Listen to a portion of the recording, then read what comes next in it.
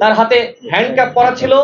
তিনি বলেছিলেন 90% সরকারের পতন হয়ে গিয়েছে এবং পুলিশের অনেকেই তাদের চেহারা দেখলে বোঝা যায় যে এই সরকার আর টিকতে পারবে না, আর 10% তোমাদেরকে ধাক্কা দিতে হবে। এই একটি বক্তব্য আজকে ইতিহাস হয়ে গিয়েছে।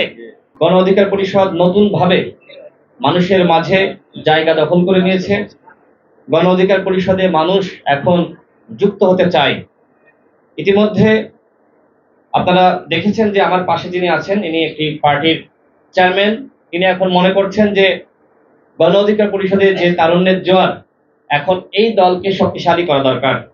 আমাদের হৃদয় ভাই এবং রিজু ভাই, তাকে সকলেই ছিলেন, তিনি আরেকটি দলের সাধারণ সম্পাদক ছিলেন। এখন আমাদের সাথে তিনিও মনে করছেন যে এই তরুণ শক্তিকে আরো বেশি শক্তিশালী করা দরকার।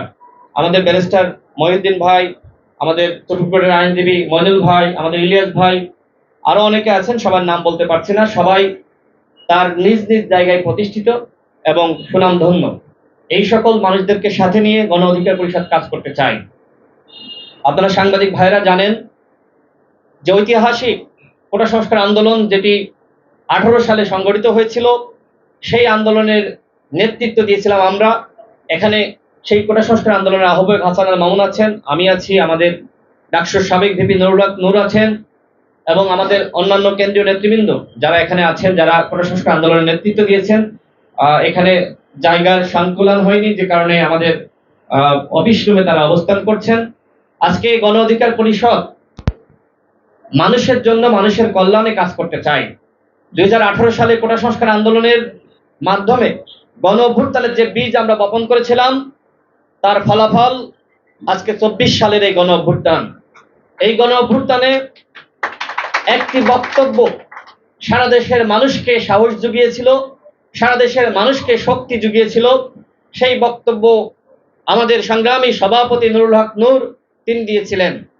সাংবাদিকরা তাকে প্রশ্ন করছিলেন যে নূর ভাই, আপনি নাই, আজকে আমরা ওই রকম বক্তব্য কারোর কাছ থেকে পাচ্ছি না, আপনি জাতির জন্য, দেশের জন্য, মানুষের জন্য একটি বক্তব্য দিয়ে যান যে বর্তমানে করণীয় কি। আমাদের সভাপতি বলেছিলেন, তিনি যেহেতু রিমান্ডে ছিলেন, 10 দিন রিমান্ডের পরে তাকে কোর্টে তুলেছিল, তার হাতে হ্যান্ডকাপ পরা ছিল।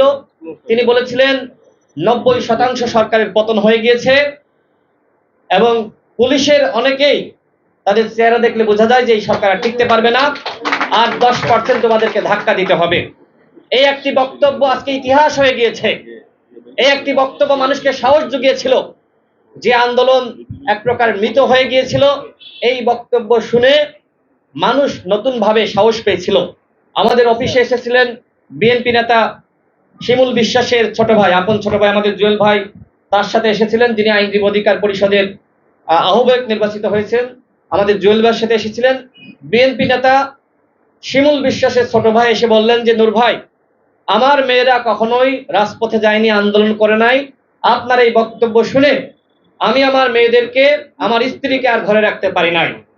আমরা একজন উপদেষ্টার সাথে সাক্ষাৎ করতে গিয়েছিলাম, তিনি বললেন যে আপনার এই বক্তব্য শুনে আমার সহধর্মিনী, তিনি আপনার সাহসের ভক্ত হয়ে গিয়েছে, এই বাড়িতে আপনার একটি ভোটার আছে।